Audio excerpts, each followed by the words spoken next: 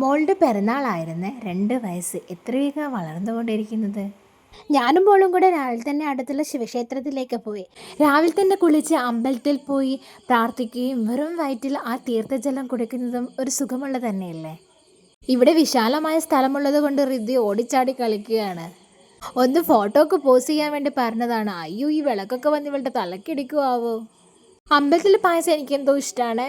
അവിടുന്ന് പിന്നെ പ്രസാദമൊക്കെ കഴിച്ച് നമ്മളങ്ങനെ ഇറങ്ങി.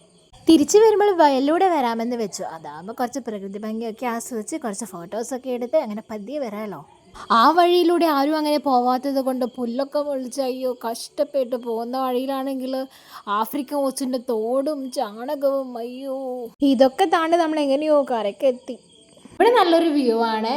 വയലും പിന്നെ അപ്പുറം തന്നെ തോടുണ്ട്. പിന്നെ ഇത് ഇടയ്ക്ക് ഇങ്ങനെ പലതരം പക്ഷികളൊക്കെ ഇങ്ങനെ പറന്ന് നടക്കുന്നുണ്ടാവും. ഇടയ്ക്ക് നല്ലൊരു കാറ്റും നടുക്കൊരു റോഡും 2 സൈഡും വയലാണ്. ഋദ്യുവിനെ കണ്ട് പൂവൊക്കെ പറിച്ചെടുക്കുന്നുണ്ട്. എനിക്ക് കുട്ടികൾ പുറത്തുനിന്ന് കളിക്കുന്നതാണ് ഇഷ്ടം. അതാകുമ്പോൾ ചെടികളെയും ജീവികളെയും ഒക്കെ കണ്ട് മനസ്സിലാക്കാമല്ലോ. ഇപ്പോഴും എല്ലാ കുട്ടികളും പുസ്തകത്തിൽ മാത്രമേ എല്ലാം കാണുന്നുള്ളൂ. പിന്നെ കുട്ടികൾ വീട്ടിനുള്ളിൽ ഒതുങ്ങിക്കൂടാൻ നോക്കുകയല്ലേ ഫോണും ടി വിയും ഒക്കെ ആയിട്ട്. പണ്ട് നമ്മൾ എന്തൊക്കെ കളികൾ കളിച്ചിട്ടുണ്ടായിരുന്നു. ഉപ്പുസോടി, കണ്ണാരം പൊത്തി, അയ്യോ അതൊക്കെ ഒരു കാലം തന്നെ. ബർത്ത്ഡേക്ക് വലിയ രീതിയിലുള്ള പരിപാടിയൊന്നുമില്ല. വീട്ടിൽ നിന്ന് അച്ഛനും അമ്മയും അനിയത്തിയും വരും, പിന്നെ നമ്മളും. ഫസ്റ്റ് ബർത്ത്ഡേ നന്നായിട്ട് തന്നെ ആഘോഷിച്ചിട്ടുണ്ടായിരുന്നു. പിന്നെ ചിലവുകളൊക്കെ കുറയ്ക്കാൻ നോക്കുവാണ്. നമ്മളുടെ കുട്ടിക്കാലത്ത് ഇങ്ങനെയുള്ള സന്തോഷങ്ങളൊന്നും കിട്ടിയിട്ടില്ല. പിന്നെ പിള്ളേരെങ്കിലും സന്തോഷിക്കട്ടെ.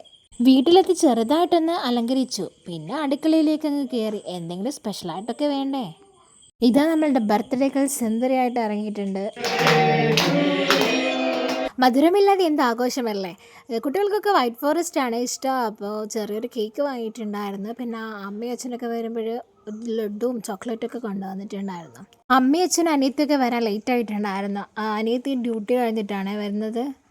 റിജുവാടിൻ്റെ വീട്ടിൽ ഇപ്പോഴും കൂട്ടുകുടുംബമായിട്ടാണ് നിൽക്കുന്നത്. ഒരു ആഘോഷങ്ങളൊക്കെ വരുമ്പോൾ അടിപൊളിയാണ്. എല്ലാവരും തമ്മിലൊരു ജോലിയായിട്ട് ഭക്ഷണമൊക്കെ ഉണ്ടാക്കാനും എല്ലാത്തിനും നല്ലൊരു ജോലിയാണ്.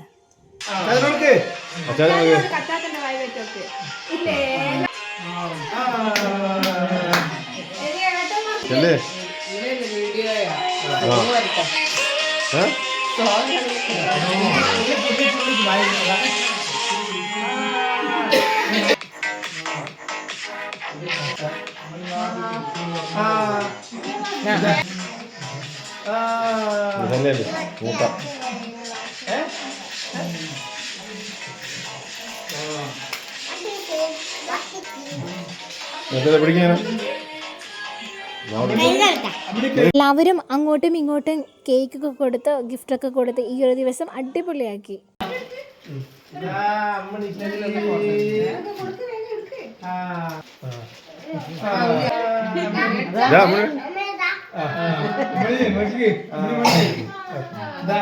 കേക്കൊക്കെ കട്ട് ചെയ്ത് പിന്നെ എല്ലാവരും ഭക്ഷണം കഴിക്കാനായിട്ട് ഇരുന്നു. പിന്നെ ബർത്ത്ഡേകൾ നേരത്തെ പറഞ്ഞിരുന്നു ബിരിയാണി വേണമെന്ന്. ഉറങ്ങാൻ കിടക്കാൻ നോക്കുമ്പോൾ ഋതുക്ക് ഗിഫ്റ്റൊക്കെ പൊട്ടിക്കാൻ വേണ്ടി തിടുക്കാം. പിന്നെ അതൊക്കെ പൊട്ടിച്ചങ്ങനെ എല്ലാവരും കൂടെ അങ്ങ് കിടന്നു. എൻ്റെ കൊച്ചു വിശേഷങ്ങൾ എല്ലാവരും ഒന്ന് കണ്ട് സപ്പോർട്ട് ചെയ്തേക്കണേ.